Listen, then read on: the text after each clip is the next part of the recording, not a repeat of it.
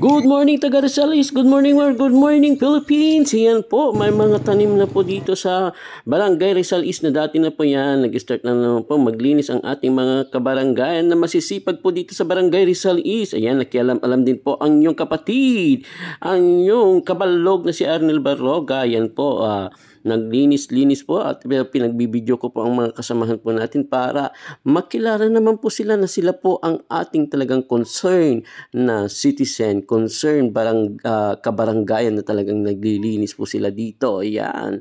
At dito po nag-start na rin po second batch sa pagtatanim po ng mga talong dito lang po sa harapan ng Barangay Hall. Ayan.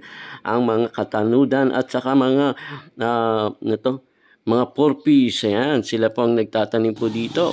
At pumunta rin po ako na nakialam-alam po para ako po ay magtanim. At ito rin po yung isang kapitbahay ko natin nakialam-alam na talagang magtatanim din po ng talong po. Ayan, nagtanong din po ako ng talong.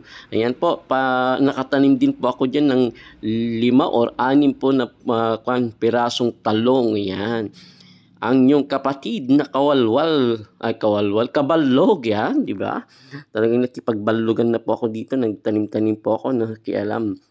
Pero napakagandang proyekto po yan ng ating mga kabaranggayan na pinangungunahan po ng ating mga barangay captain dito sa Rizal East na si Kapitan Texto Cruz. Yan na po yung mga unang tanim po ng mga po natin kabaranggayan po natin, malalaki na po at namumunga na po ang mga sili po na yan at kamatis. Yan, dito lamang po sa Barangay Rizal East. Maraming